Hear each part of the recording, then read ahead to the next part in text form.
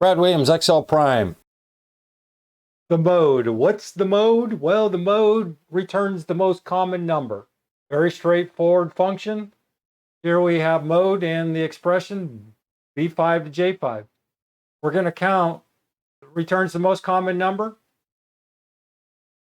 and not text. You can see we have true, true, true, false, false. Doesn't work with mode. Looking for a number. What about a combination? Does work with combinations. You can see here in the third row, row 7, we have AA3, A6, A6, A9, 6. Well, the most common number, it will compute. Will it compute text? In other words, are these numbers text? Well, let's take a look. Because we have an NA here. Why?